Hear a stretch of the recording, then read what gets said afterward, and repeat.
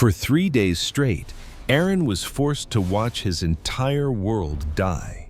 Through the main viewport of his dying space station, he saw another city on his home planet vanish in a silent, blinding explosion. The invaders, a brutal species called the Krevath, weren't just conquering them. They were systematically erasing them from history, and there was nothing he could do. I mean, what would you do if you knew your entire civilization had just a few hours left? Drop a comment below because Aaron was fresh out of ideas. In the command center, half the chairs were hauntingly empty, a stark reminder of the leaders they had already lost. "Give me the fleet status," Aaron ordered, his voice sounding hollow even to himself.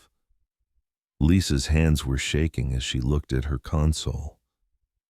"We're down to 17 cruisers and maybe 40 small patrol ships. Against the Krevath armada of over 300 warships, that wasn't a battle. It was an execution. The Dolan were never fighters. They were scientists, explorers, and artists. Their ships were built to chart new stars and defend trade lanes, not to wage a galactic war. The Krevath, however, were born for conquest. They'd built their empire on the bones of countless worlds. "What about the evacuation transports?" Aaron asked, turning to his lead scientist. "The last one made the jump to hyperspace about an hour ago," Lisa answered, her voice a strained whisper. "We got about 40,000 people out before the blockade was complete." A silence so heavy it could suffocate you filled the room. That leaves 12 million people on the planet. 12 million souls he was supposed to protect, all about to be extinguished. He'd tried diplomacy. He'd even offered to surrender. The Krevath commander had just laughed at him. They didn't want the planet. They wanted to make the Dolin a lesson, a gruesome warning to the rest of the galaxy about what happens when you defy the Krevath dominion. Right then, the station bucked violently as a nearby explosion rocked them. Red emergency lights bathed the room in a hellish glow, and on the map, another friendly ship blinked out of existence, taking 200 more of his people with it. "Commander Drexen is hailing us again," the communications officer said, his face pale. Aaron straightened his back. "Put him on screen." The face that flickered to life was that of a predator. Drexen had the scaly hide, 4 cold black eyes, and a mouthful of needle-sharp teeth that his species was known for. He was smiling. "Well, Counselor Aaron, have you finally decided to be sensible and offer me your unconditional surrender?" Aaron's voice was like chips of ice. "You and I both know you left me nothing to surrender." Drexen's smile widened. "True, but I do so want to hear you beg for it. I want to hear the leader of the Dolin Republic admit that you are nothing more than a bug I'm about to scrape off my boot. You should have accepted our offer to become our subjects. We said no because we don't believe in being anyone's property." "Slaves, subjects, semantics," Drexen hissed. "The only thing that has ever mattered is power, and you are powerless. We always win." He leaned closer to the camera, his voice a low, taunting whisper. "Your sad little fleet will be vaporized in less than an hour. After that, I'm sending my ground troops to your cities. I've heard the Dolin are quite fragile. My soldiers are very eager to test that theory." Aaron fought to keep his composure, to keep the rage from spilling out. There are galactic laws. The Council forbids the targeting of civilians. The Galactic Council is a 3-month flight from here, and they're too terrified of us to do anything. Drexian sneered. By the time they draft a strongly worded letter of disapproval, your entire species will be nothing but a footnote in a history book. The transmission ended, plunging the room into a dead, suffocating silence. Every eye was on Aaron, pleading for a miracle he knew he didn't have. "Counselor," Lisa began, her voice barely audible, there might be one last thing, a final option we haven't tried." "What is it? We're out of options." "The ancient beacon." The words themselves seemed to suck the warmth from the air. It was more of a legend than a piece of equipment, a bizarre relic left behind from a time before his people even knew how to fly. It was a massive, mysterious artifact built by the legendary Old Ones, the first race to discover faster-than-light travel before they vanished without a trace 10,000 years ago. "That beacon hasn't been activated in recorded history," Aaron argued. "We don't even know if it still functions." "The ancient texts say it's a universal distress signal," Lisa pressed, pulling up a hologram filled with glowing archaic symbols. "It sends out a call for help in every known language, across every frequency, to the farthest corners of the universe." "A message for who? The Old Ones are gone, Lisa." "I know," she said, her finger tracing one particular line of text, "but the records mention someone else." "They speak of those who sleep in the dark between the stars and the guardians from the world of death. The Old Ones believed that if anyone ever answered that call, it would be them." "That sounds like a children's ghost story, Lisa." "Maybe it is," she shot back, her eyes pleading with him. "But what else can we do? We're dead either way, Aaron. At least this way, we can go out swinging." Another massive blast slammed into the station, this one so close it knocked them off their feet. The Cravath were moving in for the kill. Aaron didn't waste another second. "Do it! Light it up!" They sprinted through empty corridors down 3 levels to a chamber he hadn't entered since a class field trip as a boy. In the middle of the dusty room stood a colossal crystalline spire, pulsing with a faint internal light, like the slow, steady heartbeat of a sleeping god. Lisa ran to a control console caked in dust, her fingers dancing over controls that hadn't been touched in millennia. A low, resonant hum started to build, vibrating up from the floor and into their bones. "Is it working?" Aaron shouted over the rising sound. "I think so. The translation says it just broadcasts continuously once activated. It won't stop until it receives a reply, or we run out of power." "And how long can the station's backup power last?" "At this point, maybe 3 years. 3 years of shouting into the void, praying someone, anyone, was listening. Aaron knew they didn't have 3 more hours. On the chamber's view screen, they watched the final tragic moments of the battle. Their last few ships fought with a bravery that broke his heart, but they were being torn to shreds. Just as Aaron and Lisa saw their final warship get torn in half, the beacon behind them pulsed with an immense wave of energy, launching its silent scream for help into the cold, empty darkness. But very, very far away, in a forgotten sector of the galaxy nobody cared about, something heard it. And on a small blue world that everyone else had dismissed, an alarm began to shriek. Admiral Helen Cross was monumentally bored. She was stuck in her office at United Earth Defense Command, drowning in a sea of paperwork that some lieutenant should have been doing. This was the grim reality of a long peace. Humanity's enormous military fleet spent its time running pointless patrol missions, guarding a border nobody was stupid enough to cross. 200 years ago, when humans finally broke the light-speed barrier, the Galactic Council had welcomed them, and then promptly drew a quarantine line around their solar system. They called it cultural observation.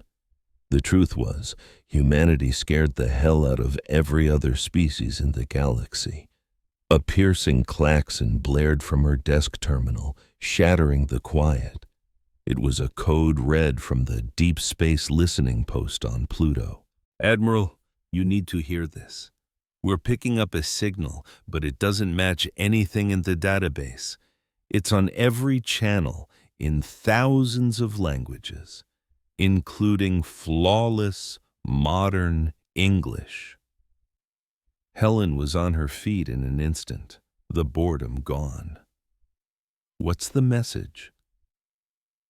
It's an SOS, ma'am. The technology is ancient, but the signal is unbelievably strong. Origin is the outer spiral arm, about 800 light-years away. The system translated it. It's from a race calling themselves the Dolene Republic. They're saying they're being wiped out and are begging for help from anyone who can hear them. The Dolene?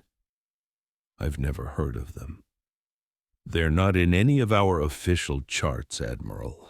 Based on the galactic maps we have, their system is on the far side of Council space. Way on the other side of that line, they warned us never to cross. A fire Helen hadn't felt in 20 years sparked to life in her chest. Get me President Garcia on a secure channel right now and pull up every scrap of intel we have on that entire sector. 20 minutes later, Helen stood in the command center with the President and the Joint Chiefs patched in on the main screen. Counselor Aaron's desperate voice filled the room. Our world is being annihilated by the Kreveth Dominion. Our fleet is gone. Millions of our people are being slaughtered. We are sending this message in the hope that someone, anyone, will hear our final plea. Please, is there anyone out there who still believes in doing the right thing, who believes in justice? We are begging you, help us. We are almost out of time. The message looped again, a ghost's desperate plea echoing across the stars.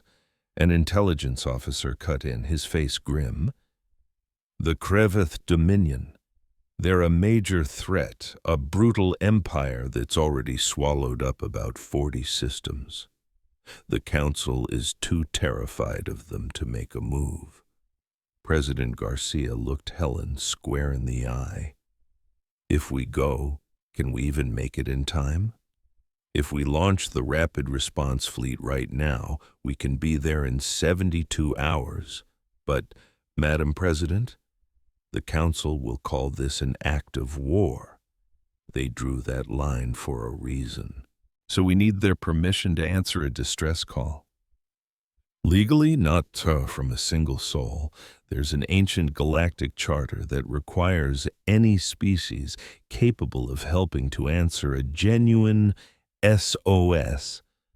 But we'd be the first in history to actually invoke it. Garcia just stared at the star chart, at the tiny, faraway flicker of light labeled the Dolene Republic, a civilization completely alone and on the brink of being wiped out. How many ships can you get in the air? It was the question Helen had been waiting to hear her entire life. A fierce smile touched her lips. Give me 4 hours and I'll have 6 battle fleets ready to jump. That's 36 heavy cruisers, 72 destroyers, and 200 support ships. She paused for effect. And the Ragnarok. The room went dead silent. Everyone knew the legends of the Ragnarok, the top-secret experimental dreadnought humanity built with forbidden tech, a ship so powerful the Galactic Council declared it too dangerous to even exist. It was, hands down, the single largest warship humanity had ever built, armed with weapons that would make the so-called civilized races of the galaxy turn green. "Do it, Garcia," the Admiral commanded. "Launch everything. I want every last ship we have on this mission." Helen, now acting as the communications officer, couldn't stop the massive grin spreading across her face. "Yes, ma'am." 4 hours later, Admiral Helen Cross stood on the command bridge of her flagship, the UEES Valiant. Through the enormous viewport, she watched her fleet fall into perfect formation, a deadly dance of steel and fire, fine-tuned over 2 centuries of constant training. Humanity hadn't fought a real war in generations, but they had never, ever forgotten how. Her second-in-command, Captain Dan Reed, stepped onto the bridge. He was young for a captain, only 35, but he'd proven his skills in countless war games. More than that, he was one of the few officers left who truly understood why the fleet was created in the first place. "Admiral, all ships are green across the board. We're ready to go on your command." "Excellent," she replied, her voice as solid as steel. "Send a message to the Dolene. Tell them help is on the way, then get us moving." In a brilliant flash of blue light, the entire fleet simply disappeared. Behind them, Earth was just a peaceful blue marble. Ahead of them lay a rescue mission that could change the fate of the galaxy. They were barely 3 hours out when a frantic message came screaming in from Galactic Council headquarters. The image of Ambassador Thesson, a tall, bird-like alien whose entire career was built on keeping humanity in check, flickered onto the main screen. He looked like he was about to have a panic attack. "Admiral Cross, we're tracking your fleet's warp signature. You have to turn back right now." "We're responding to a distress call, Ambassador. Galactic law is perfectly clear on this matter." "You don't understand," he chirped, his voice cracking under the strain. "The Dolene situation is a private dominion matter. The Kravath have laid claim to that sector. The Council has already voted to stay neutral." Helen's jaw clenched. "Well, it's a good thing we're not part of the Council then, isn't it?" "Admiral, please." The ambassador's feathers were completely puffed out, a sure sign of his absolute terror. "Your entire species was put in quarantine for a reason. You evolved on a Deathworld." Do you have any idea what that means? Your planet's gravity is almost double the galactic standard. Your weather is just one giant catastrophe after another. Your native animals would be classified as biological weapons on most civilized worlds. You are literally built to thrive in a place that would kill most of us in minutes. "I'm aware of Earth's classification," she said, her voice dropping to a freezing temperature. "Then you have to know that the second you show up in Dolene space, you will scare them half to death. And when you fight the Kravath, you will horrify them. The way you people fight, it's deeply disturbing to the rest of us. You use solid pieces of metal, chemical explosives, and strategies that rely on a tolerance for pain that other species can't even imagine. We didn't lock you up because you're evil. We locked you up because we have no idea what to do with a species of natural-born survivors who won't play by our polite, civilized rules." Helen could feel her anger starting to boil. "So you'd rather sit back and watch millions of innocent people get slaughtered than risk us upsetting some of your delicate friends?" The ambassador squeezed his eyes shut, totally defeated. "I'm trying to warn you. You can't undo this. The galaxy is about to see what humanity is really capable of, and they will be terrified of you." "Let them be," Helen snapped back. "We're going." "Then I will pray the Dolin survive what you're bringing," Thesson whispered. "And I'll pray the rest of us survive, knowing that the humans have finally been let off their leash." The transmission ended. Dan looked over at Helen, his expression full of worry. "You think he's right? That we'll scare them?" "Probably," she said without hesitating. "But people are dying, Dan, and they called for help. That is all that matters." She turned back to the star-filled view ahead. Besides, maybe it's time the galaxy got a little lesson about who we really are. We might have come from a death world, but that doesn't make us monsters. It just makes us very, very good at protecting people who can't protect themselves. The fleet ripped through the silent darkness, 72 hours to save a species they'd never even met. 72 hours to prove the quarantine was the galaxy's biggest mistake. 72 hours until the universe learned exactly what happens when you wake a sleeping giant. When the human fleet tore out of warp at the edge of Dolane space, it was like an army of ghosts had just appeared out of nowhere. Deep in a command bunker, Counselor Aaron jumped as a brand new alarm started to blare. His people had already learned to tell the difference between the siren for a Cravath bombing run and the one for something else. This was the something else alarm. "Counselor, we're detecting massive energy signatures on the edge of the system. Scans are showing 38 capital-class ships and over 200 smaller ones. Their design is totally alien. Their technology is impossible to read, but they are not Kravoth."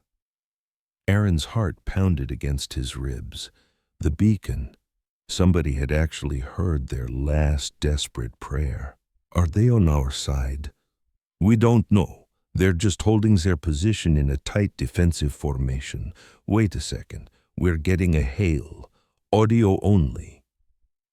The voice that came through the speakers was like nothing Aaron had ever heard. Even through the universal translator, he could feel the raw power behind it, the complete and total confidence. "This is Captain Dan Reed of the United Earthship Valiant. We are responding to your distress signal. We are here to help. Please confirm you can receive this message." Earth. Aaron searched his memory but found nothing. "Lysa, check the databases. Is there any mention of a species called humans from a planet called Earth?" Lysa's fingers were already a blur on her console. "Nothing in the modern library, sir. Let me try the deep archives, from the time of the first ones." A second later, she gasped. "I've got a single hit. It's filed under mythology. It talks about the sleepers from the death world of Terra." She looked up from her screen, her eyes wide with shock. "Terra is an ancient name for Earth." "The file says they were guardians, beings from the forgotten void between the stars. That's all it says. The first ones met them one time, and immediately declared their entire solar system a forbidden zone. The classification is Deathworld, Class 12. Class 12? A wave of pure dread washed over Aaron. He had never even heard of a classification higher than Class 8. By the stars, what does Class 12 mean? Lysa looked like she had just seen a ghost. It means the planet is so deadly and hostile that trying to visit is officially classified as an act of suicide. "Counselor, I think we might have just called on something far, far worse than the Kravoth, but they were already out of options." Aaron made his choice. Open a channel. Captain Reed, this is Counselor Aaron of the Doline Republic. We read you. Are you really here to help us? The voice that replied was perfectly calm. That's the only reason we came. We got your message 3 days ago and got here as fast as we could. Tell me what's going on. Aaron explained everything. The brutal Cravath invasion, the non-stop orbital bombardment, the millions who were already gone, and the final ground assault that was now just hours away. On his tactical map, he saw the unknown ships begin to move, flowing into a deadly attack formation. Understood, Reed said when he was done. We are going to help you, but you need to prepare yourselves for what's about to happen. We will engage the Cravath, and this fight is going to get intense. Imagine being so close to losing everything, your home, your family, your entire world, and then a complete stranger shows up and says, "We can stop them." That's the choice the Dolian Republic had, and they were desperate. Listen, our way of doing things might look a little rough, the human captain said, but I give you my word, we will not let them harm another one of your people. Do we have your permission to step in? The Dolene leader was practically sobbing with relief. Yes. Oh, thank the stars. Yes, please. Do whatever you have to do. Copy that. Just one more thing. Keep your ships far away from the fight. We don't want any accidents. A moment later, the human officer added, "Well, look at that. The Cravath are calling us. This should be fun." Meanwhile, Commander Drexen was sipping a glass of ridiculously expensive liquor, celebrating a victory he hadn't even won yet. His ground troops were ready for the final push. Then this fleet of mystery ships just had to appear out of nowhere. At first, it was just annoying. Now, it was turning into a little bit of entertainment. Unidentified vessels. You are speaking to Commander Drexen of the mighty Cravath Dominion. You are interfering in a private military matter. Identify yourselves and your reason for being here, then get out of this system immediately. A calm voice answered back, "This is Captain Reed of the United Earth Fleet. We're here because the Doline Republic sent out a distress call. You're the one who's going to power down your weapons and leave." Drexen actually let out a laugh. "Earth? Can't say I've ever heard of it. You must be some primitive species from the galactic boonies who has no idea how things work out here. This system belongs to us now, so run along before we turn your little tin cans into stardust." "I offered you a chance to walk away from this," Reed's voice replied, now cold as the void of space. "Don't forget that." And the line went dead. Still smiling, Drexen ordered 3 of his battle groups to move forward and completely annihilate the newcomers. It was supposed to be an easy cleanup, 30 of his top-of-the-line warships against a few ships from a species nobody had ever heard of. Commander Drexen smirked as his fleet surged ahead, their plasma cannons glowing with power, ready to slice through primitive armor like a hot knife through butter. His targeting systems locked onto the enemy ships. He leaned back in his chair, ready for the fireworks display. But the humans shot first. Drexen's smirk evaporated. The tactical screen exploded into a nightmare of warning lights. These primitives, they weren't using energy weapons. They were launching solid blocks of metal with railguns and firing missiles loaded with chemical explosives, weapons the rest of the galaxy had outlawed centuries ago because they were considered too cruel, too barbaric. And they were terrifyingly effective. One of his cruisers took 3 of those railgun slugs right in the nose.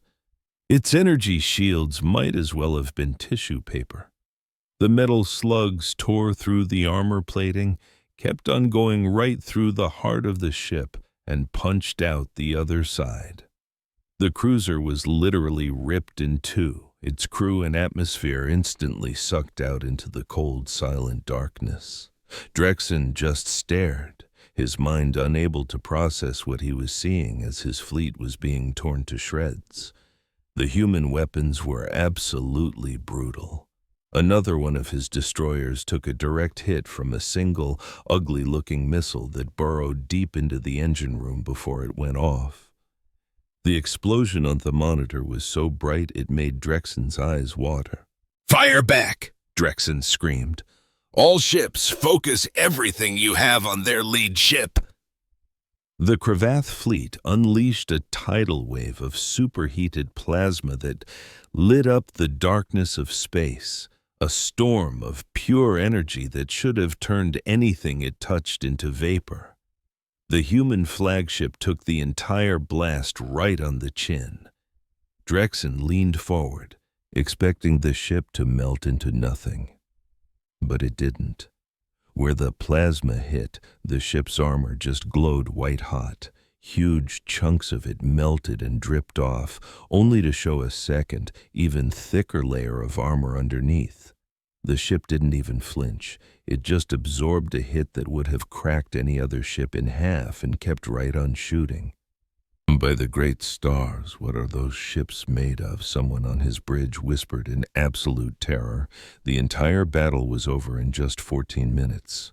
When the chaos subsided, 30 of Drexen's best ships were nothing but floating junk.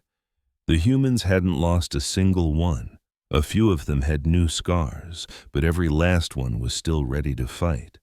On the human bridge, Captain Dan watched the final enemy icon vanish from the screen. Good, he thought. Maybe now they'll listen. "Captain, the Cravath commander is calling us again." "Let's see him." Drexen's face appeared, all of his arrogance gone, replaced by pure, unfiltered shock. What are you?" he stammered. "We're humans," Dan said simply. "We're from a planet called Earth, and we really don't like bullies. You use kinetic weapons, explosives. Your ships don't even have real shields. You fight like savages." "No," Dan corrected him gently. "We fight like people with something to protect. Now I'm giving you one more chance. Stand down, leave this system, or we will be forced to remove you." "I have 300 ships," Drexen blustered, but his voice was shaking. "And we just took out 30 of them in less than 15 minutes, Dan countered. "Do you really want to see what happens when we take the kid gloves off?"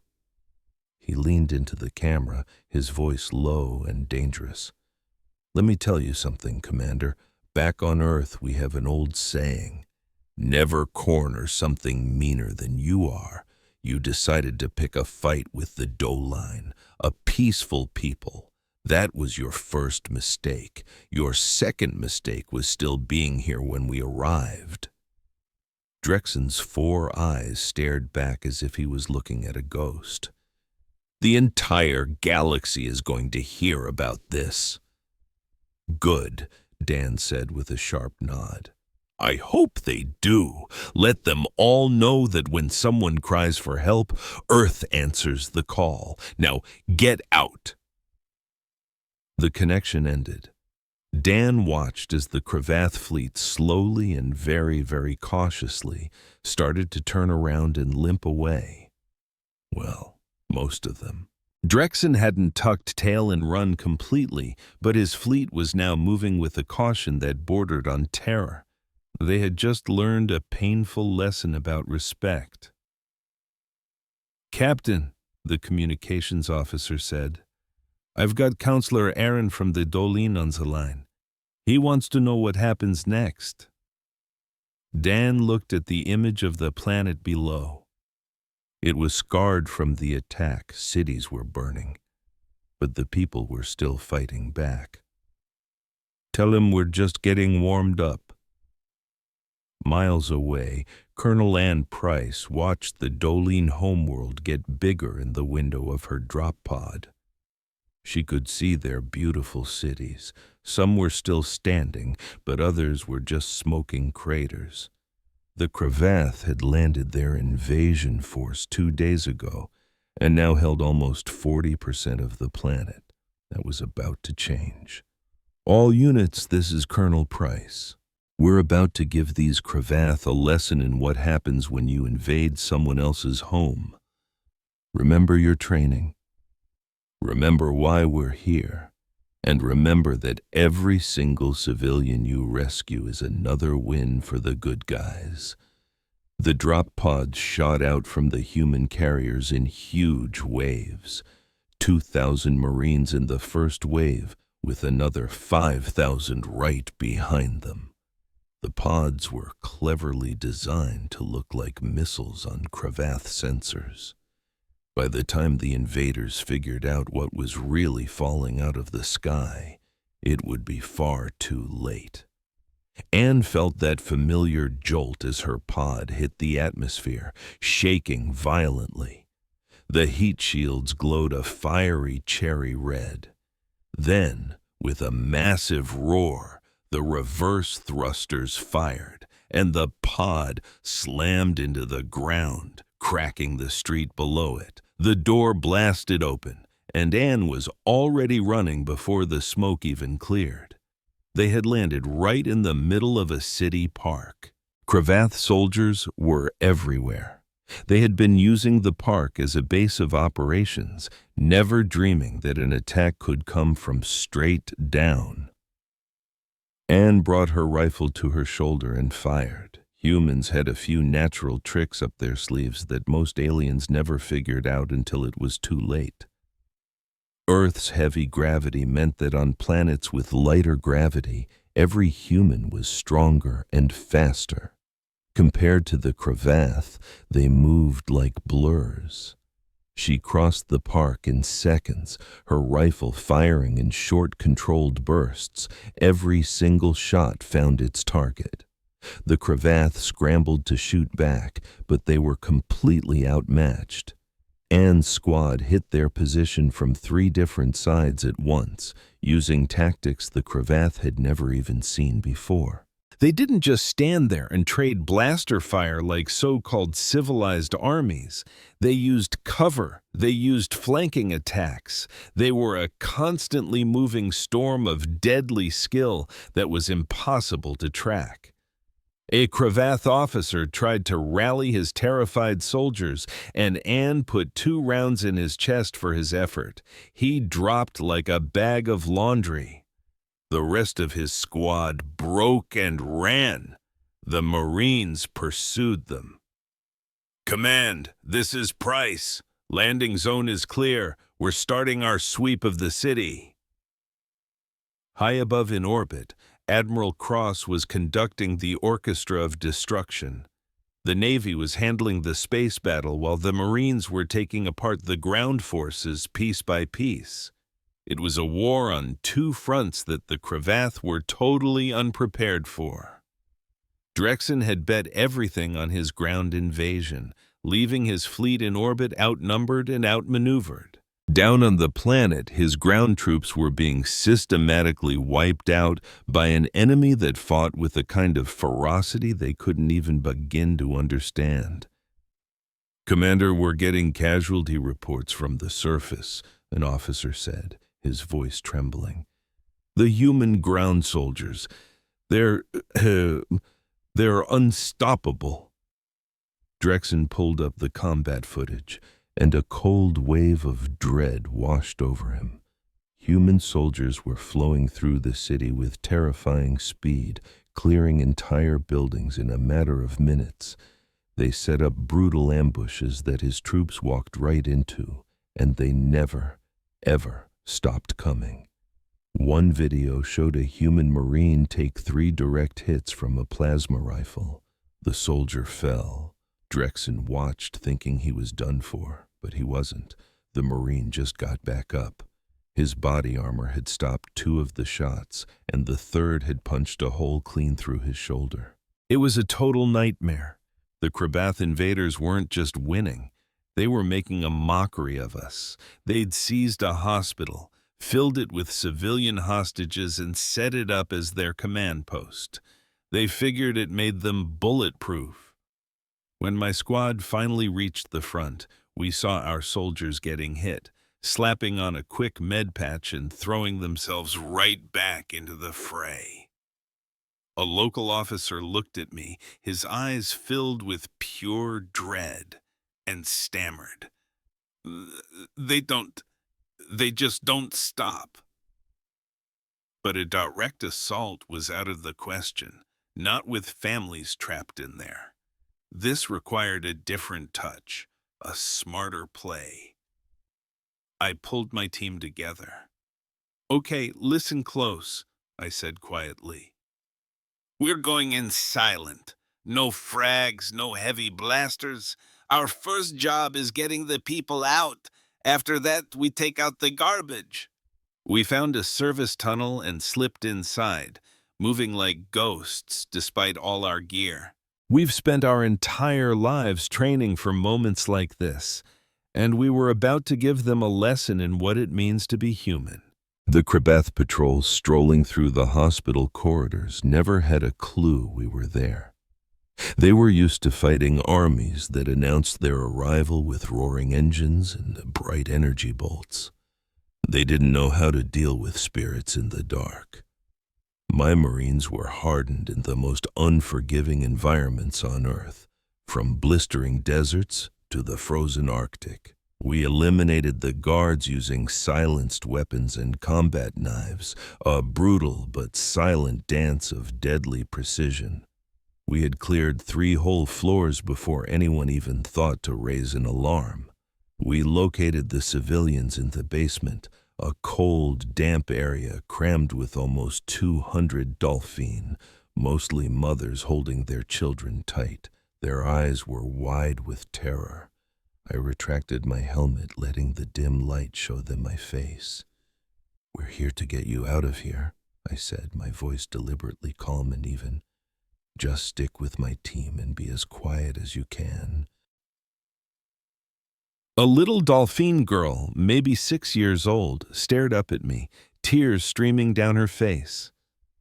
"Are you the Guardians?" she whispered. "The ones from the stories?" A tired smile touched my lips. "Something like that, kid. Let's go," I urged them softly. "Time to get you all home." The evacuation was a thing of beauty, a perfectly executed piece of controlled chaos that took less than 20 minutes. My squad led all 200 civilians through the hidden passages to where the dolphin rescue teams were staged. The very instant the last child was safe, we turned around and headed back inside.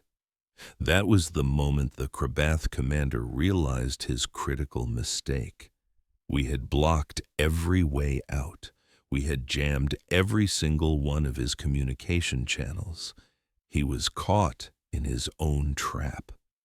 My voice suddenly echoed from the hospital's PA system, amplified and cold as ice. "Surrender now. You will be afforded all protections under the Galactic Articles of War. If you resist, you will be eliminated. You have 2 minutes to make your choice." The commander chose to fight. It was the last decision he ever made. My teams hit the command center from 4 different directions simultaneously. The room erupted in a blinding, deafening storm of light and smoke from flashbangs and stun grenades. The Krabath soldiers panicked, firing their weapons wildly into the confusion. But for us, seeing everything perfectly through our thermal optics, it was like target practice. The entire firefight was over in 90 seconds. I stood over the Krabath commander who was on the ground, wounded but conscious. "You are going to be held accountable for everything you did here," I told him. "For every civilian you threatened, for every law you violated. You will stand trial. He spat on the ground. You humans have no rules. You're nothing but savages. No, I corrected him calmly. We're just much better at this game than you are. There's a big difference. I gave a nod to my squad. Get him and the others to the detention block. Have the medics patch them up. We are not them. The battle for the planet continued for another 18 hours. By the time the dust settled, the Krabath invasion was utterly shattered. Some gave up. Others made a desperate run for their ships, only to be vaporized by our waiting Navy fleet. The rest fought to the very end and died for nothing. High in orbit, Admiral Cross was going over the casualty reports. We had 37 Marines wounded and, tragically, 5 killed in action. The Krabath, however, had lost more than 10,000 ground troops and 50 ships in orbit. Dan stood at her side on the bridge of the flagship, the Valiant. "The Ragnarok is in position, Admiral," she said. "The Ragnarok. Our ace up our sleeve, held in reserve from the main engagement." But Drexen, the Krabath fleet admiral, still had his main battle group of over 100 heavy cruisers. He was running, but he hadn't surrendered. "Then let's give him a compelling reason to," Helen said, her voice like solid rock. On the main view screen, the Ragnarok came into frame. It wasn't just another ship. It was a behemoth, at least twice the size of anything else we had. Its primary weapon was a colossal, spinal-mounted mass driver that stretched the entire length of its frame. It was built to fire a 10-ton slug at a significant fraction of the speed of light. The targeting system locked onto the retreating Krabath fleet. Helen gave the command. The Ragnarok fired. The projectile crossed the void of space in less time than a single heartbeat. It struck the lead Krabath dreadnought right in the center. The kinetic energy was so overwhelming that the warship didn't even explode. It simply ceased to exist. But the slug didn't stop. It tore through a second dreadnought, then a third, a fourth, a fifth, and a sixth. 6 capital ships erased in a single silent moment. From the bridge of his own command ship, Drexen witnessed the impossible. A sensation he had never known in his long, celebrated career crashed over him.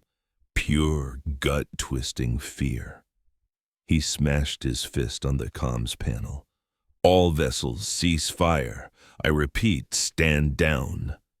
He scrambled to open a line to the human fleet. "We surrender," he gasped, his voice trembling. "Unconditionally, we surrender. Just, please, make it stop." Dan's face appeared on his monitor, her expression unreadable. "Power down all your weapon systems. Prepare to be boarded. Any deviation from these orders will result in your immediate and complete annihilation. Do you understand?" Drexen could only nod, his throat too constricted to speak. "Yes, perfectly." The channel cut out. Dan turned to Helen. "It's over. We've won." Helen gazed down at the scarred planet below, a world that was beaten and bruised, but finally safe. "No," she replied softly. "They won. We just gave them their world back."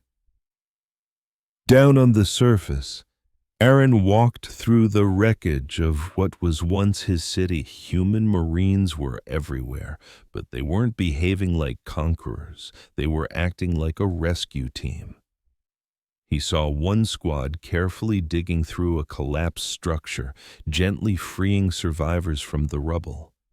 He saw a human medic treating a small, injured Dolphine child with the same intense care she'd give one of her own soldiers. Lissa found him standing there among the ruins. "The beacon," It actually worked, she whispered, her voice filled with awe. The guardians from the old stories. They're real. They aren't guardians, Lissa. They're soldiers, Aaron said, his eyes on a young Marine who looked no older than 20, carrying an elderly Deline woman toward a medical station. But maybe, he added with a faint smile, that's exactly what a guardian is. The story of what took place in Deline space spread across the galaxy like a shockwave. Ambassador Thesson watched as the Galactic Council chamber descended into absolute chaos. Representatives from 200 different worlds were on their feet, yelling, pointing, and demanding an explanation for what had just occurred in some forgotten sector of space. The battle footage was on its third replay on the main screen. Human warships slicing through the Krebath fleet with terrifying precision. Human Marines moving through bombed-out cities like apex hunters. And then, the final chilling piece of evidence, the human superweapon, the Ragnarok, firing its incredible cannon and obliterating 6 enemy capital ships with a single, silent, devastating blow. Every delegate in that chamber had a different reaction. Some watched in abject horror, others with a strange kind of admiration, and for a handful of desperate worlds on the brink, it looked a whole lot like hope. "This is precisely what we have always feared," bellowed Councillor Van of the Peltherin Union. "The humans have revealed a military capability that surpasses our worst-case scenarios. Their weapons are barbaric. Their tactics are brutally effective. They're a danger to the very fabric of this galactic community. And they also just saved millions of innocent lives," a much calmer voice interjected. It was Councillor Mira from the Helen Federation. "The Kreveth were carrying out a genocide, and what did this council do? Talk. Earth answered a desperate plea for help and put a stop to a massacre. How is that a threat?" "Because they're from a Deathworld," Van screeched, his voice trembling with sheer panic. "Don't you understand? They evolved on a planet where literally everything was trying to eat them. Their world has nearly double the standard gravity. Their hurricanes could rip our cities to shreds in minutes. Their native wildlife would give our most elite soldiers nightmares. They are hardwired for violence in a way we can barely comprehend." At last, Ambassador Thesson rose to his feet. "I was the one who warned Earth not to get involved. I told them the galaxy would crucify them for their savagery, but I was missing a critical piece of the puzzle." He projected new footage onto the main screen. "I thought they would be monsters. I expected them to be ruthless killers. But I need every single one of you to see this." The screen lit up, showing a human Marine caked in dirt and grime, gently cradling a small dolphin child as he carried her from a collapsed burning building. The next clip showed human medics treating wounded civilians before even glancing at their own soldiers. A third showed human engineers already helping to rebuild a hospital that had been turned to rubble. "They fight like demons," Thesson declared, his voice booming with newfound conviction. "But they protect like angels." Every single report coming out of the Dolian system told the exact same story. The humans were ferocious when they needed to be, but compassionate every chance they got. They followed the established rules of engagement. Even when their enemies spat on those very rules, they treated their prisoners with dignity under galactic law. and they prioritized civilian lives over their own military goals. He let the truth of it settle over the stunned council chamber. "Maybe," he said softly, "it's time we stopped being so afraid of them." But Van was having none of it. One good deed doesn't erase 2 centuries of very well-deserved fear. "Then let's discuss the other issue," another counselor, an Avish known for their species' mastery of trade, chimed in.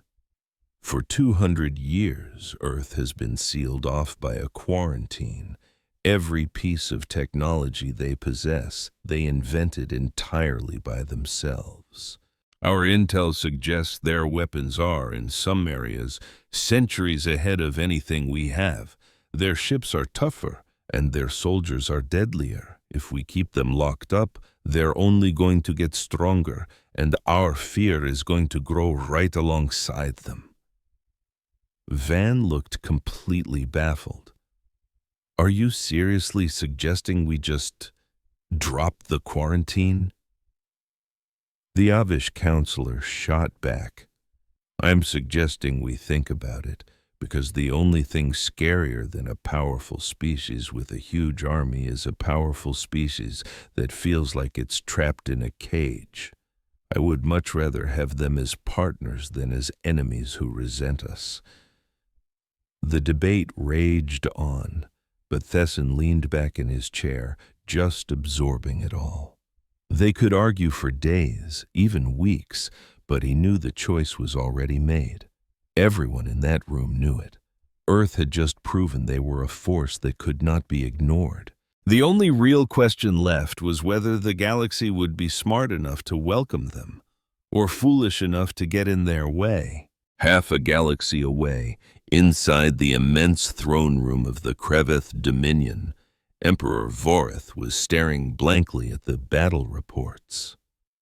For a Kreveth, Vorith was ancient. He'd seen 3 major wars and had been on the winning side of 2 of them. He understood power, but more importantly, he knew when he was facing an opponent he had no chance of beating. The data from the Drexen fleet was painfully clear.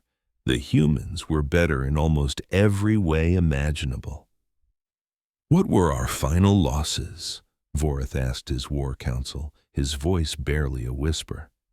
7 capital ships, my emperor, about 300 support craft, over 15,000 ground troops are either dead or have been captured." The councilman paused. "And the humans?" "They lost 5 soldiers on the ground. 37 were wounded. They didn't lose a single ship. A couple of them took some minor damage, but every last one is still fully operational." Vorith squeezed his tired old eyes shut. "Send a diplomat to Earth," he ordered. "Tell them the Dominion wants to discuss terms." One of his advisors was completely lost. "Terms, my emperor?" "Peace terms, surrender terms, whatever they want to call them. We are finished fighting these people. It's a war we simply cannot win." The room went completely silent. The Kreveth Dominion didn't surrender. They conquered. But Vorith had lived this long because he knew exactly when to walk away from the table. "My emperor, what about our honor?" "Our honor means nothing if our entire species is wiped off the galactic map," Vorith snapped. "I've seen the footage. I know what their weapons are capable of. If we keep this up, they will come to our homeworld and they will burn it to ash. We made a terrible mistake when we attacked the Dolene. We are going to fix that mistake right now before it costs us everything we have." The meeting was held 3 days later on a neutral space station. Vorith sent his best negotiators, who strolled in expecting the typical political game.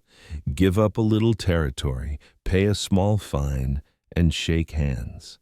Captain Dan Reed, the human representative, didn't waste time on pleasantries. He sat down right across from the Kreveth and cut straight to the chase. This is what we want, he said, his voice cold and emotionless. A full and immediate retreat from all Deline territory. You will pay for 100% of the rebuilding costs. Any Cravath officers who violated galactic law will be tried for war crimes, and you will issue a formal public apology to the Deline people. The lead Cravath negotiator just stared at him, completely dumbfounded. Those terms are outrageous. Those terms are a gift, Dan shot back. Your forces were committing genocide. Under galactic law, we could ask for much more. We could have your entire leadership on trial. The Council will never agree to terms this harsh. The Council had their chance to stop you. They sat and did nothing while you torched worlds. We stopped you. So to be blunt, we don't give a damn what the Council thinks. Dan leaned in, his eyes locked on the negotiator. Here's what you need to get through your head. Earth doesn't want your planets. We have no interest in ruling your empire. We just want you to stop bullying people who can't defend themselves. You can either agree to these terms, or our next chat will take place in orbit around your homeworld. The negotiator's face turned white. You would actually invade us? Only if you make us, Dan said calmly. We would much rather have peace, but we are absolutely prepared for war if that's the only other choice. The Cravath agreed to every last demand. Vorith had already told them to take any deal that stopped the fighting. The humans were simply too dangerous to anger. News of the unbelievable agreement spread across the galaxy in a matter of hours. The Cravath Dominion, one of the most feared military forces in known space, had been completely and totally defeated by a species most of the galaxy had never even heard of a week ago. The Galactic Council met again. This time, there was no debate. The vote was quick and unanimous. They officially lifted the 200-year-old quarantine on Earth. They really didn't have a choice. Trying to keep humanity in a cage was no longer just impossible, it was a suicidally bad idea. Thesson went to Deline Space himself to deliver the news to Admiral Helen Cross. She was on the bridge of her flagship, watching over the huge reconstruction project. So that's it? We're free to go wherever we want now, Helen asked. Yes, Thesson confirmed. You have total access to Council space. You can open up trade routes, engage in diplomacy, and have a seat at the table in all Council matters. Thesson paused for a moment. You should know, though, that most species are still scared to death of you. Because we're good at fighting? Helen wondered. Because you're good at whatever you need to be, he corrected her. Fighting, defending, rebuilding. You adapt in ways most of us can't even imagine. You didn't just survive a Deathworld that should have killed you off. You thrived on it, and it made you stronger.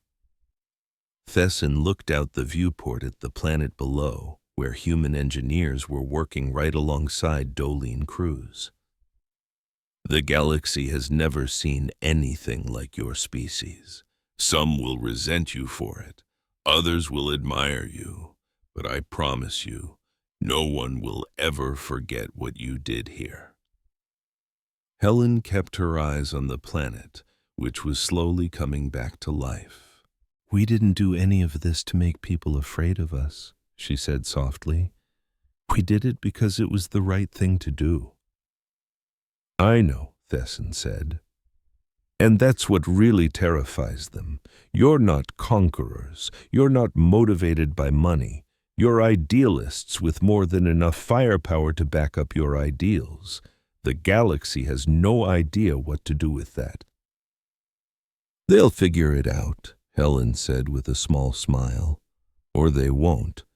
Either way, we're here now, and the next time someone out there needs help, we'll answer that call. Thesson returned to the council chambers. In his final report, he suggested that humanity be given full membership status. The motion passed, but just barely.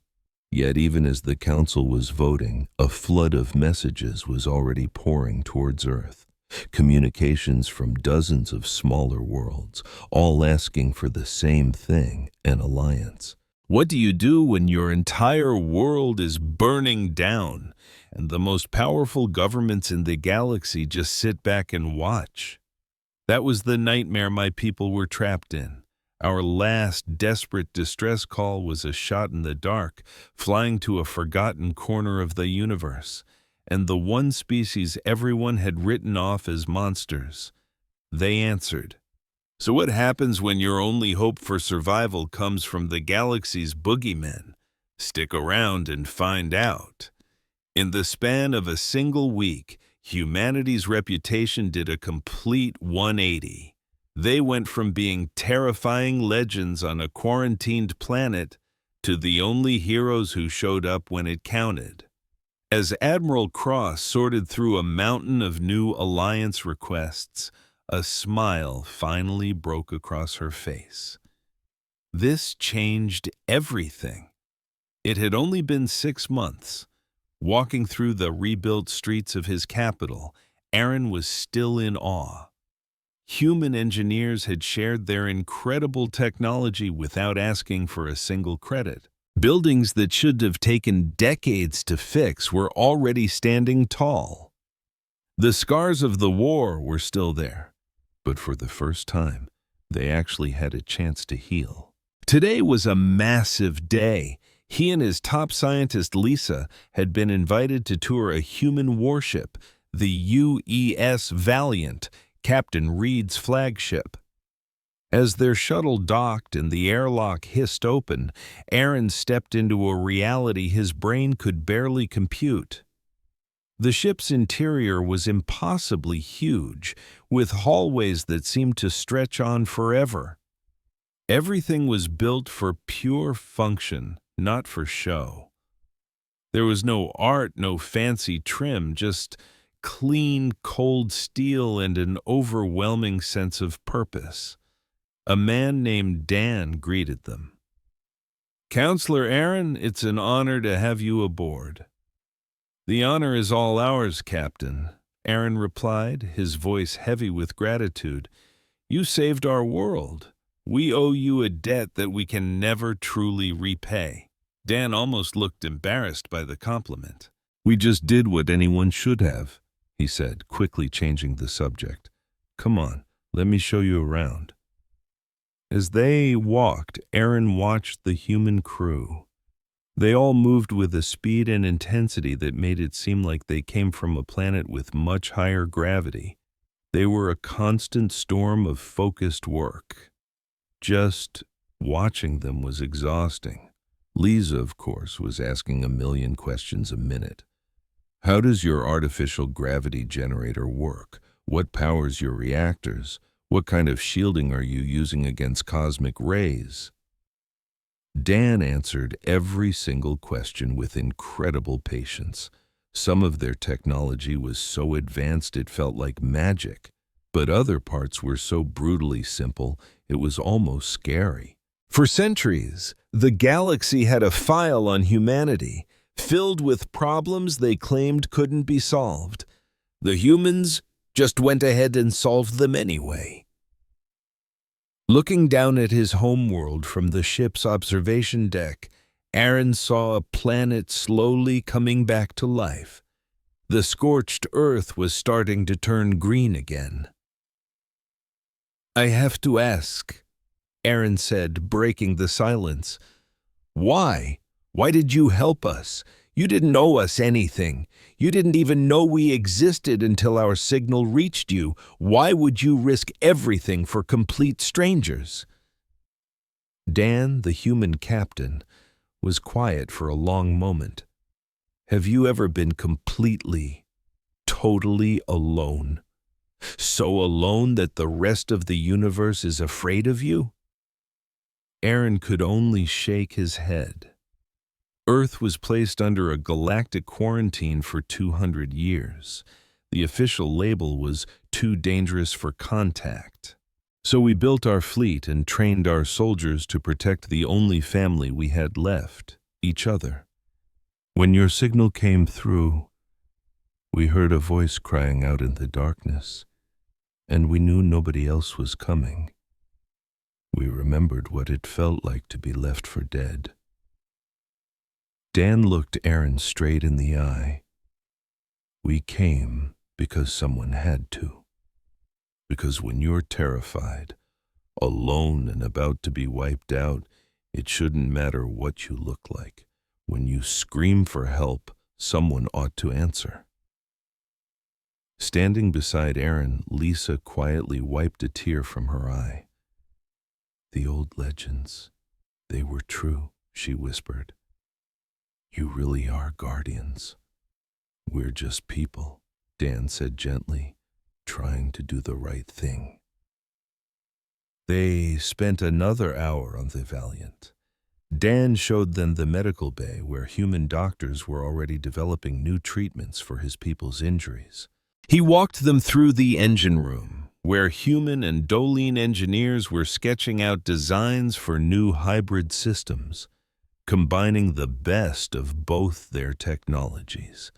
Then he took them to the memorial wall, a simple slab of dark metal engraved with the names of the 5 Marines who didn't come home.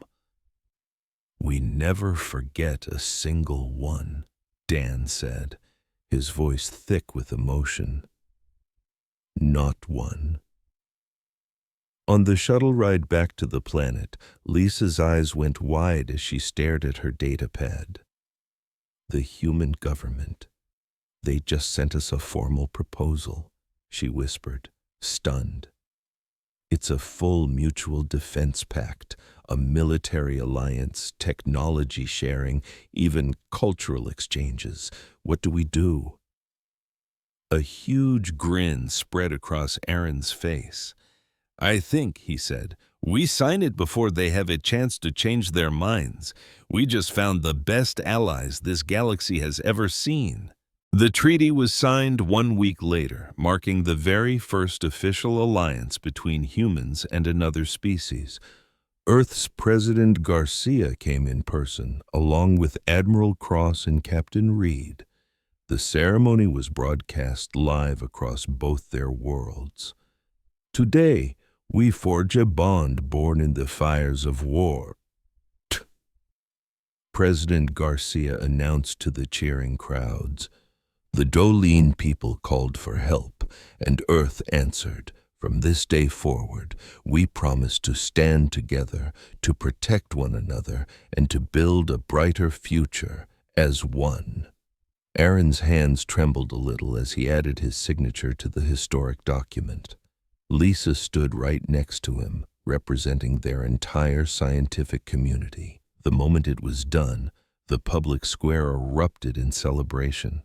It was an incredible sight. Dolene and humans celebrating not just their survival, but the start of a new era of hope. The ripple effect across the galaxy was almost immediate. Soon, other species began reaching out to Earth. First came the scrappy traders from the Helan Federation, then the peaceful farmers of the Avish Collective, and even the isolated mining colonies in the Outer Rim. They all had one thing in common. They were tired of being bullied or ignored by the major galactic powers. And they all wanted what the Dolene now had, a partner and a protector in humanity. Admiral Cross suddenly found herself managing a brand new type of fleet, which they named the Terran Defense Initiative. It wasn't just human ships anymore. It was a colorful mix of vessels from a dozen different races.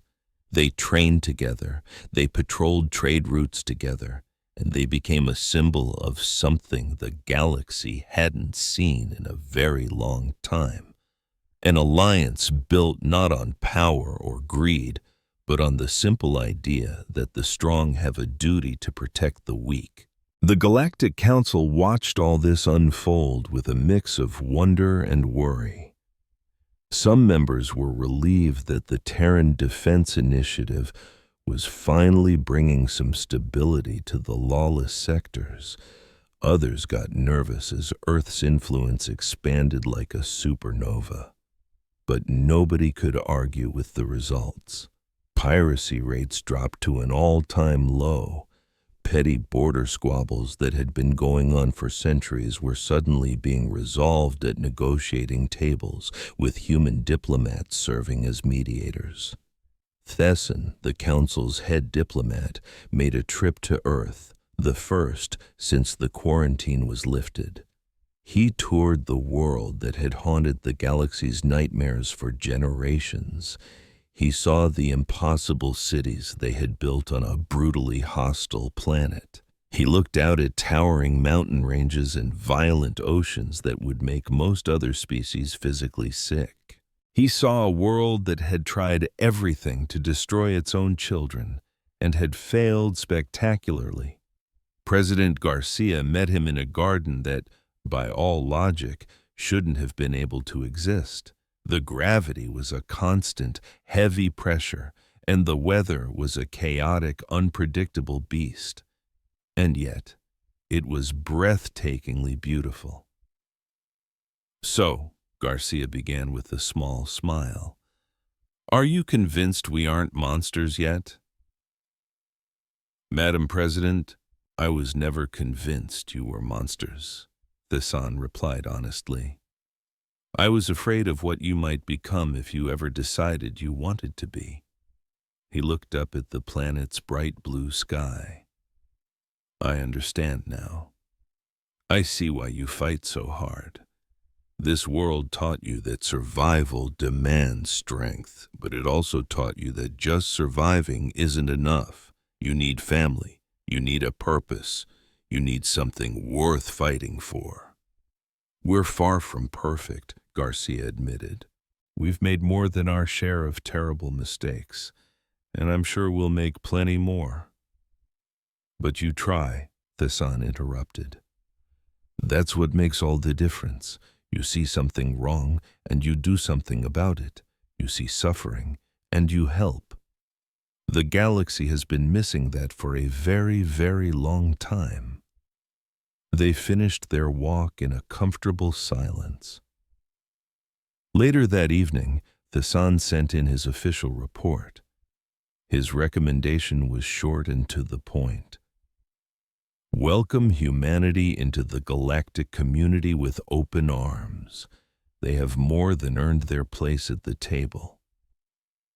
Miles and miles away, on a remote monitoring station in the deep dark, a new alarm started screaming. A distress beacon had just gone live. It was coming from a species called the Thenari. They were being overrun by raiders, their defenses were about to collapse, and they were begging for anyone at all to help them. The emergency beacon sliced through Admiral Cross's concentration as she pored over fleet deployment charts. She scanned the incoming message, her eyes widening just a hair, then read it again to make sure she wasn't seeing things. The Thenari system, a 3-week journey, even with every engine screaming at its absolute limit. She didn't waste a single heartbeat. Her voice, calm and unshakable, crackled across the ship's comms. "All hands, battle stations, scramble every available ship for immediate deployment. We have people who need us." Within hours, what was once the Terran Defense Initiative transformed into a river of steel pouring into the void. Human battleships led the charge, but this time something was different. They were joined by graceful Dolene cruisers, flanked by colossal Avish freighters, while zippy Helian scouts darted between them all. It was an armada of a dozen different species, all flying under one banner. On the bridge of the Valiant, a young officer named Dan could only stare, struggling to believe what he was seeing. Imagine your world is ending, an enemy fleet is blotting out your sun, and everyone you love is about to be turned to dust. You scream for help into the empty void, a last-ditch prayer you're sure no one will hear. But then, someone answers. That's what was happening right now.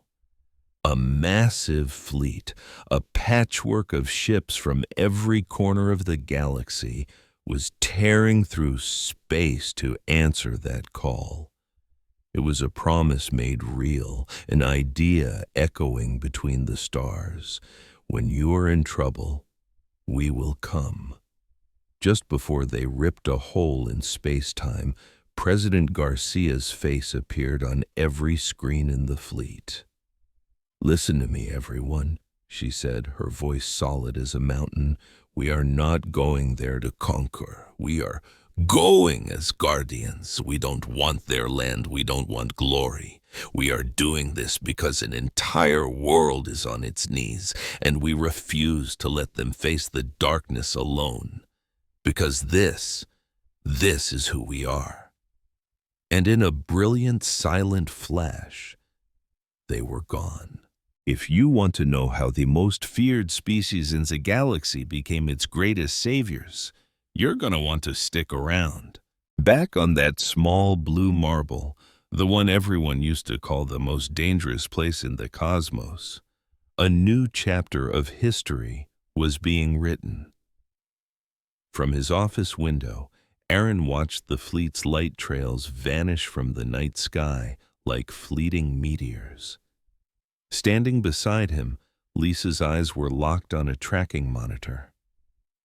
"They're actually going to do it," she breathed, her voice filled with wonder. "Every single time someone calls for help, they're just going to go." "Yes," Aaron said softly, "because that's who they are now. The galaxy is already changing because of them." Far out in the silent depths of space, that impossible fleet shot forward, a spear of light aimed at a world trapped in shadow. Sure, they had advanced weapons and incredible technology, but their true secret weapon wasn't a laser or a missile. It was something no dictator could ever hope to destroy: the simple, powerful belief that when you are at your lowest point, when all hope is gone, someone is on their way to help. You see, a stubborn species from a small world called Earth, a people forged in fire and endless conflict, had finally stumbled upon a fundamental truth of the universe. They realized that true strength wasn't about being a conqueror, taking whatever you wanted by force. The real power was in being a guardian, in protecting everything you held dear. And that's how humanity, the legendary Deathworlders from the Nightmare Planet, finally found their true purpose among the stars. They became the ones who answered the call, and because they did, the galaxy would never have to be a dark and lonely place again.